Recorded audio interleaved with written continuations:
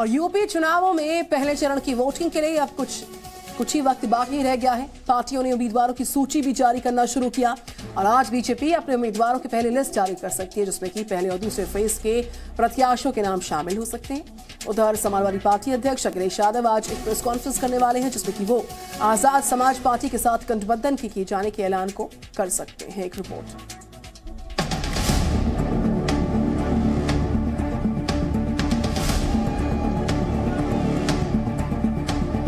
UP में मतदान की तारीख जैसे जैसे नजदीक आती जा रही है, वैसे वैसे सियासी पारा भी चढ़ता जा रहा है। आज इस सियासी गर्मी को और बढ़ाने के लिए यूपी बीजेपी उम्मीदवारों की लिस्ट का ऐलान कर सकती है। आशंका है कि पार्टी यूपी में पहले और दूसरे चरण के मतदान के लिए उम्मीदवारों के नाम का ऐलान कर सकती है। वहीं दूसरी तरफ अखिलेश यादव आज लखनऊ में एक प्रेस वार्ता करने वाले हैं। वैसे अब तक साफ नहीं हो सका है कि अखिलेश की इस वार्ता में किस मुद्दे पर बात होगी, लेकिन अगर सूत्रों की माने तो आज समाजवादी पार्टी एक और लिस्ट जारी कर सकती है। यूपी में उम्मीदवारों की लिस्ट को लेकर भी सियासी घमासान तेज हो चुका है। 2 दिन पहले आरएलडी और समाजवादी पार्टी ने उम्मीदवारों की लिस्ट जारी की थी, जिस पर बीजेपी ने हमला बोला है। डिप्टी सीएम केशव प्रसाद ने कहा कि जो लिस्ट जारी की गई है उससे ये साफ है कि अखिलेश अपराधियों, गुंडों और दंगाइयों का साथ छोड़ने को तैयार नहीं है। जो समाजवादी पार्टी गठबंधन की पहली लिस्ट जारी की गई है, उस लिस्ट को देख करके जिसमें बड़े बड़े खूंखार अपराधियों के नाम हैं और उन अपराधियों के ऊपर जिनके ऊपर किसी के ऊपर 20, किसी के ऊपर 30, किसी के ऊपर 40 मुकदमे दर्ज हैं, उन अपराधियों को टिकट दे करके श्री अखिलेश यादव जी, आप अपने गठबंधन से उत्तर प्रदेश की जनता को क्या संदेश देना चाहते हो?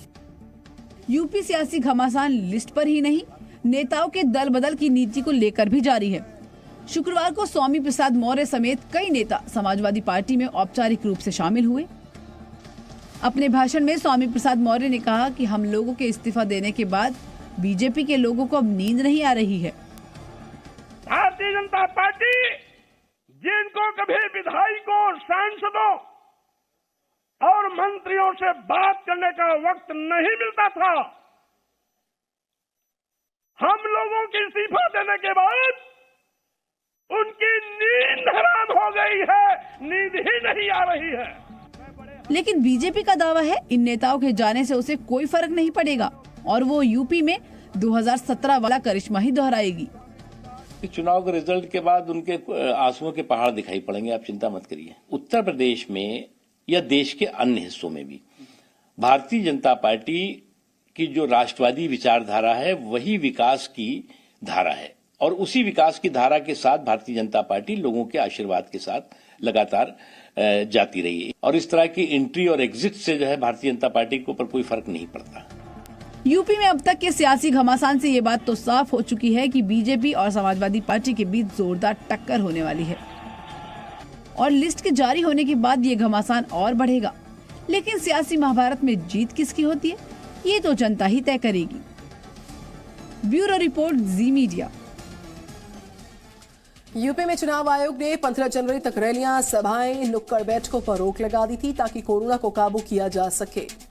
लेकिन इस बीच जो तस्वीर सामने आई यूपी में, किस तरीके से समाजवादी पार्टी ने कोरोना नियमों की धज्जियां उड़ा दी, उससे चुनाव आयोग को सोचने पर मजबूर कर दिया कि अब चुनाव आयोग आज इसी मामले पर एक बैठक करने वाली है, जिसमें 15 जनवरी तक रैलियों, सभाओं पर लगी रोक को आगे बढ़ाने पर विचार हो सकता है।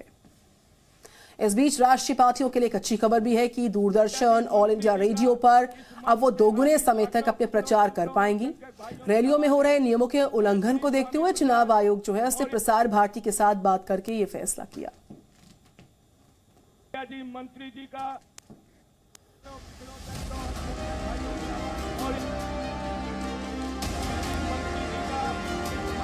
कोरोना के नियम देश में सभी के लिए हैं। जनता को मास्क न पहनने के लिए और कोरोना कर्फ्यू का पालन नहीं करने के लिए चालान तक चुकाना पड़ता है। लेकिन समाजवादी पार्टी के लिए कोरोना नियमों का कोई मतलब नहीं है और ऐसे हम नहीं कह रहे, ये तस्वीरें बता रही हैं। शुक्रवार को स्वामी प्रसाद मौर्य समेत कई नेता समाजवादी पार्टी में शामिल हो गए। पार्टी प्रमुख अखिलेश यादव चाहते तो कार्यक्रम कम से कम लोगों के साथ हो सकता था, लेकिन उन्हें लगा कि अपनी ताकत दिखाने का ये मौका सही है। फिर क्या था, कोरोना नियम ताक पर रख दिए गए। तस्वीरें देखकर चुनाव आयोग तुरंत हरकत में आया और मामले पर कार्रवाई की। गौतमपल्ली थाने में रैली में भीड़ भाड़ को लेकर एफआईआर दर्ज की गई थी। धारा 144 का उल्लंघन और महामारी एक्ट के तहत पुलिस ने एफआईआर दर्ज की। एफआईआर करीब 2500 लोगों पर दर्ज की गई। इस मामले में गौतमपल्ली थाना प्रभारी को निलंबित कर दिया गया है। डीएसपी अखिलेश सिंह और लखनऊ मध्य विधानसभा के रिटर्निंग ऑफिसर गोविंद मौर्य से भी जवाब मांगा गया है। हालांकि समाजवादी पार्टी का अब यही कहना है कि वर्चुअल रैली कोरोना प्रोटोकॉल के साथ हुई। प्रोटोकॉल के नियमों करते हुए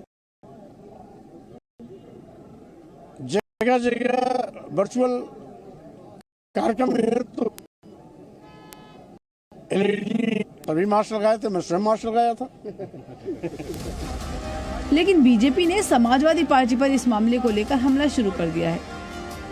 बीजेपी नेता शहनवाज हुसैन ने कहा कि समाजवादी पार्टी कानून तोड़ने का दूसरा नाम है। देखिए, समाजवादी पार्टी कानून तोड़ने का दूसरा नाम है। ये लाल टोपी इस बात की निशानी है कि वो हर चीज को तोड़ेंगे। जिस तरह से कोविड गाइडलाइन की धज्जियां उड़ा दी हैं, चुनाव आयोग को देखना चाहिए कि आखिर उसकी बनाई हुई गाइडलाइन को अगर एक पार्टी वहां पर पूरी तरह तोड़ रही है तो उस पर जरूर कार्रवाई करनी चाहिए।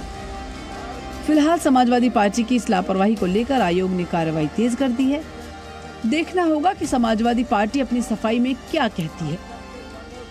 Bureau report, ji media. Presenting B News app, available on Google Play and App Store. Download it now.